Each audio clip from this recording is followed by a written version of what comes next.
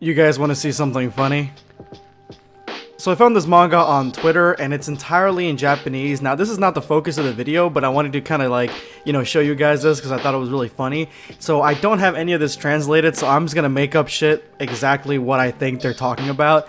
And it looks like King Cold is asking for Trunks' sword just to look at it, to look at its craftsmanship, and this happens in the anime, at least in the dub version. So yeah, he grabs the sword and he's looking at it. Then King Cold starts telling Trunks that he's nothing without his sword. He's got his weapon. This weapon is extremely strong, it is superior, and that Trunks is complete garbage. And Trunks obviously is kind of just brushing it aside like, you know what, I know you're full of shit because of the fact that I know I'm way stronger than you, even with you having the sword, but whatever, go ahead and gloat that you have my sword. And that's when King Cold takes a step back and is silent for a minute and then goes, you know what, you're right, you're absolutely much stronger than both of us and I'm gonna be joining your side. So he ends up swinging down hard on Mecha Frieza, who didn't see it coming, and then this happens.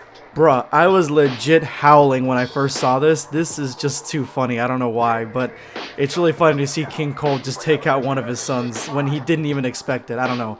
I like Frieza getting played like that. But no, this is not the focus of today's Dragon Ball fan manga. I've got a different one that's coming right up.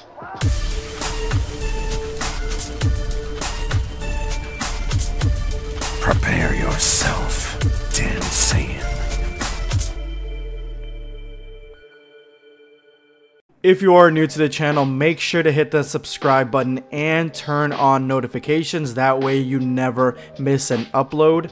These are today's hashtag end of video squad winners. These are the guys that stay till the very end of my video from my last video. Make sure if you want to participate, watch till the end of this video. Drop your comment with the hashtag end of video squad for a chance to not only be given a shout out in my next video, but also the possibility for me to respond to one of your questions or one of your comments at the end of my next video.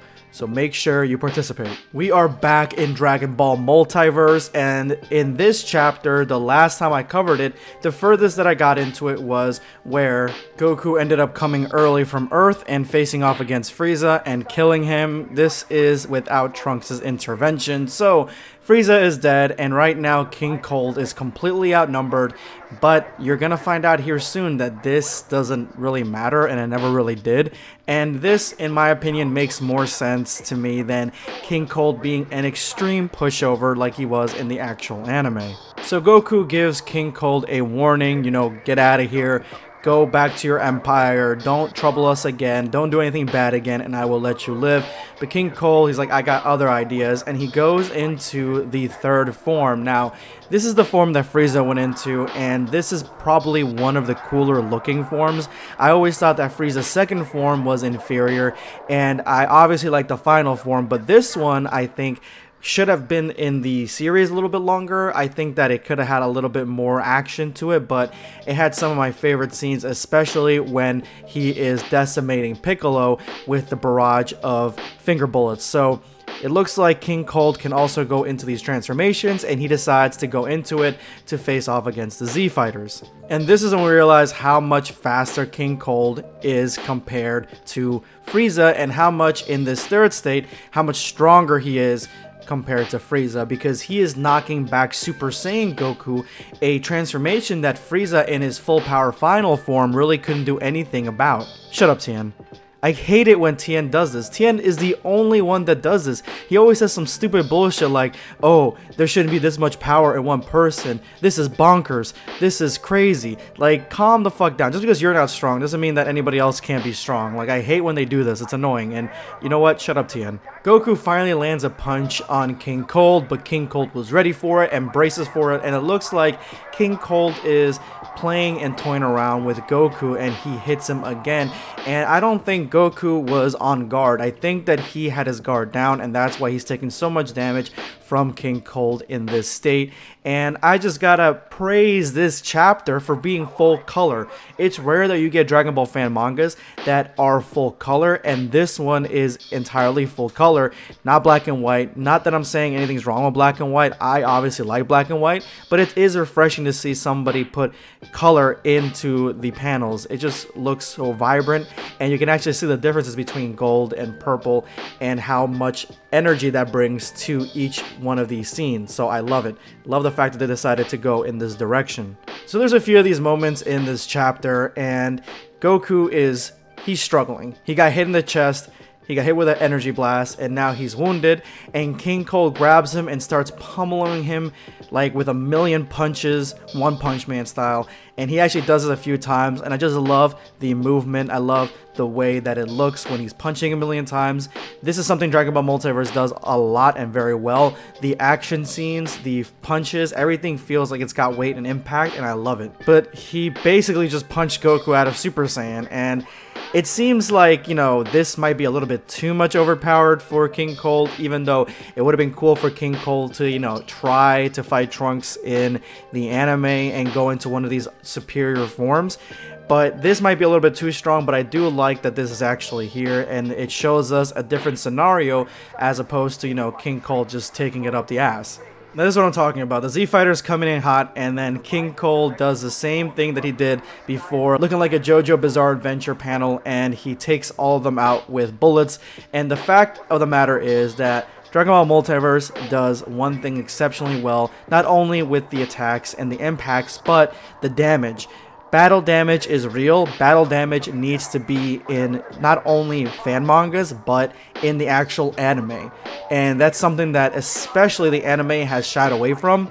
Showing battle damage, showing blood, showing what these actual energy beams do to flesh. And that's not something that Dragon Ball Multiverse has a problem with.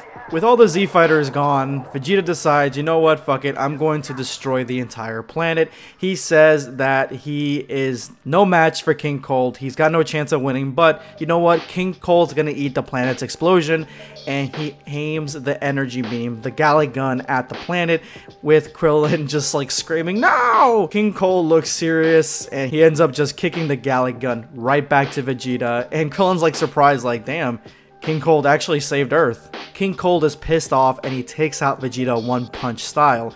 And this is where Piccolo realizes what we haven't seen, or at least none of us else have seen, from this transformation, the weakness of this transformation. And that's what I like about Piccolo.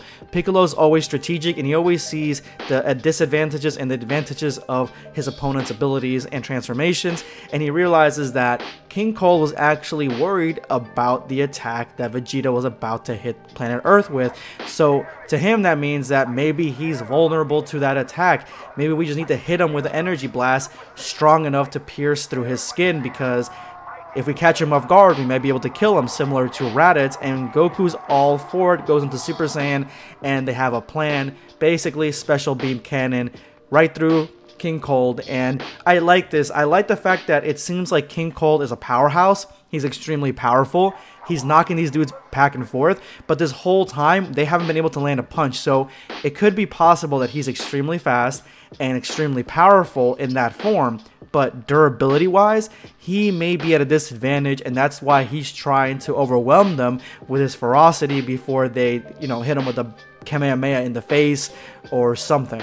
Goku jumps in and plays around with King Cold for a little bit, and King Cold's trying to catch him, but he's too slow. Super Saiyan obviously a lot faster, and King Cold's like, why are you running away? You don't think that I saw your friend charging an energy beam in the middle of his forehead? Come on, man. I've seen that shit. I've seen right through it. And Goku's surprised, but then we see that Tien's actually doing the exact same thing. Tien coming in clutch. Can't talk shit about you, I guess, because you coming in with the distraction, hitting him with your weak ass attack through the middle of your forehead. And even King Cold's like, was that supposed to hurt? Like, he just evaporates it with his hand. And that's when Piccolo comes in through the back, around the flank, and hits him in the chest with special beam cannon when he wasn't even prepared for it at all. And now the theory that Piccolo put out there is coming to light. Yes, he is vulnerable to energy attacks he's not prepared for, especially ones straight to the chest, into the heart. But before King Cold goes, he hits Piccolo with a energy beam right to the chest as well. But King Cold is in a rough spot right now. His power is probably cut in half. He's received a mortal mortal wound. God damn it, Goku. Like, seriously, Goku, stop doing this. This is something that we've seen in the anime. I'm hoping he stops doing it in the anime. And a lot of Dragon Ball fan manga creators, they kind of go with this Goku that just gives everybody a pardon, because he's giving King Cold a pardon here. King Cold is on his deathbed, clutching his wound, but Goku is telling him, just get out of here, man. I told you earlier, just leave. You know, leave so you can come back. And it just infuriates me how, like, this is how Goku's portrayed, because, you know, he let Frieza live, but he let Frieza live with his shame. He's not going to let every single person live. So this is something that I don't like about this chapter, and personally I don't like about most of the time that Goku does this bullshit, but whatever. They kind of ride the fact that he did this with Frieza one time, and I think that they missed the point as to why he did that. But here comes Vegeta calling Kakarot naive, and with a prototype to what looks like Final Flash, disintegrates a already weakened King Cold, further showing that the theory was correct. He is vulnerable to the energy attacks, and this is a really cool shot with his eyeball falling down. And even the rest of the Z Fighters are like, Goku, you're like so naive, man. He could come back for revenge in a mechanized form. Like, he can come back and you're letting him go. Like, you need to watch what you're doing. And then that's when everybody kind of just gathers back again. Gohan jumps into Goku's arms, but before Goku can go home, Bulma runs right up to him and demands an explanation as to where he's been for a year. This is one of the most downplayed looks and versions of Bulma, but I gotta tell you, this one's fire. This one's a hidden gem, and this is the one that Vegeta fell in love with, supposedly. So yeah, this one's hot. Anyway guys, that's all I have for you today. If you made it to this point of the video, you are now part of the hashtag end of video squad. Congratulations guys, you guys are awesome. Today I'm going to be responding to Taihoan Harris, hashtag end of video squad. Actually, I have thinking about that. Imagine how everyone would have reacted if Goku Black was actually Goten. Yo, shit would have been so much more intense.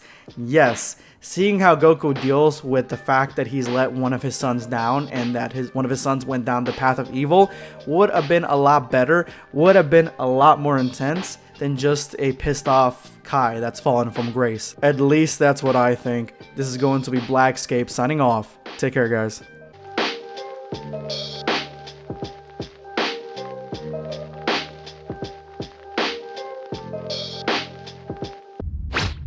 Subscribe for more content.